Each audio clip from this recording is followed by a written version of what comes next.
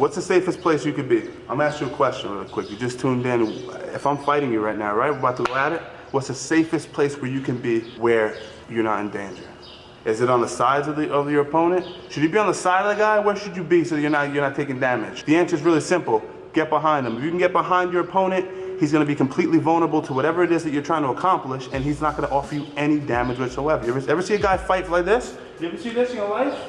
You ever see that? You never saw it. It doesn't work. So get to his back. Here's a few ways you can get to a guy's back in a grappling scenario. This translates to jiu-jitsu, your wrestling training, but also for your self-defense, street tactics. So look, if I'm here and I'm in a position where I want to get by, let's switch real quick, and I want to get by this person's arm. They grab my head, they say, oh, listen to me. Grab my head? Yeah.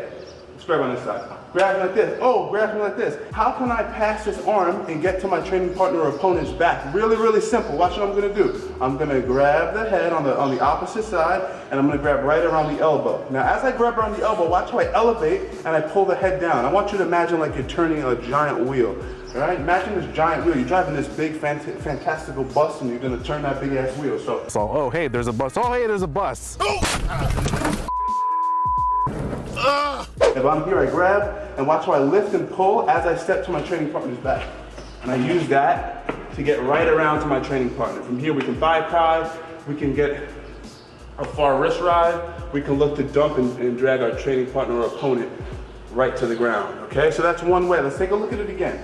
They grab your head, they say, listen to me, son. And as they say, listen to me, son. You grab them on the opposite side, you grab that elbow, watch how I step, I lift and I pull, whoop, whoop, whoop, and look over your shoulder. From here, banzai, going up, going down, one-way ticket. Now, that's one option.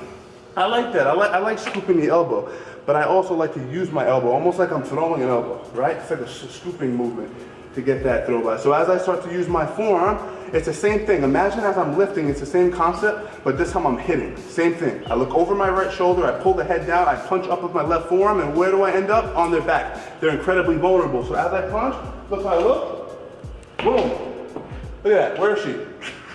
She's in a bad position. Obviously I have a katagatami, head and arm choke there.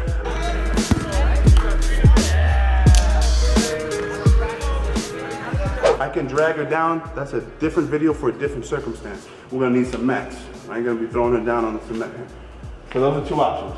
I want you to grab the elbow, I want you to pop the elbow. One more time, I'm popping the elbow. Boom, boom, boom. Grab the head, grab mine. This could be a street fight scenario. A lot of people grab. Man, you ain't nothing but a blah, beep, right? Whop, right? You can even land a hard shot over the top, boom, and then come back and pop the elbow, right? You can knee, boy, knee first. Knee, headbutt, then pop the elbow. Nothing, you can't do nothing to me from this position. You're in a horrible situation, and I'm landing hard shots, and you're doing a lot of damage when they get to their back is all I'm saying. So throw by with the elbow, hooking over the top. Use your forearm to get to the back. I can also show you another secret that this is good. This is a little more advanced, but it's gonna change your whole, this is gonna change your game when you get back into jiu-jitsu, wrestling, everything. Grabbing my head, everyone ties up here, right? They tie up here. And like, oh damn, what do I do from this position? Right, I'm gonna get under this elbow. How do I do it? I shoot my left arm under the armpit, but I gotta clear this elbow, so how do I do that? I'm gonna give you two options. I can push and clear. So I can push, lower, step in and clear. Now look where I am. I'm in a position where I have an underhook on this near side. I can use this to obviously get to her back. We'll get into that in a second. So once again, I can push, lower, scoop, tie my hands together. Bon voyage, it's gonna be very bad for her. That's one option. So pushing and clearing. Sometimes pushing, the person is strong as an ox. You're gonna push and you can't move the arm. I can get inside of the elbow. So I can drag, get my shoulder inside of the elbow, and then scoop. I can drag, get my shoulder inside of the elbow, and then scoop. Look how high I go. I go vertical with my forearm. Vertical with my forearm, I tie my hands together. I get my forehead, if you can see, right on her head, right on her temple, right on her temple. And then from this position, I can start circling, circling, circling, circling, so she gives me what I want, which is her back.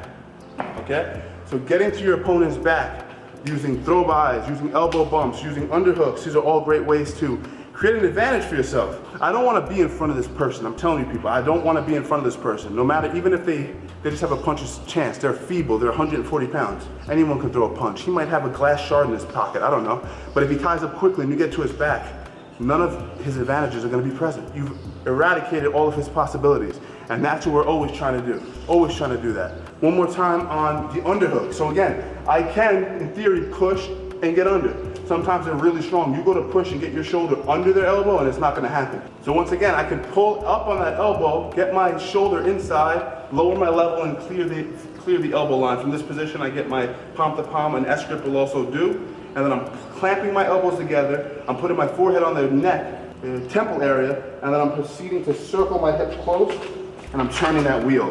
And then from here, I'm obviously ending in a position where obviously I can look to lock up the katakami, or whatever it is. It depends on my goals in that exact circumstance. So there's a lot of different things that you can do. Use these tactics to get your training partners back. This is all I'm asking for you guys. If you're in front of somebody, you're always going to be at a disadvantage, whether it's wrestling, whether it's jiu-jitsu, whether it's boxing, Muay Thai, MMA, or certainly in self-defense, street fighting scenarios. You don't want to be in a position where you're directly in front of them. You're going to be vulnerable to whatever it is they have to offer. So get to their back and attain an incredible advantage. If you guys want to learn more, as always, make sure you guys click above. Any two of these videos are going to help tremendously. It's going to help me, but it's also going to help you learn quite a bit. Make sure you guys subscribe, as always. By subscribing, you help us grow, helps us get spread and reach more of a broader audience, which helps us help people more and more. So that's it. God bless you. I'll see you guys probably in a few days. I'm going to be back with more videos. All right? God bless. Thank you.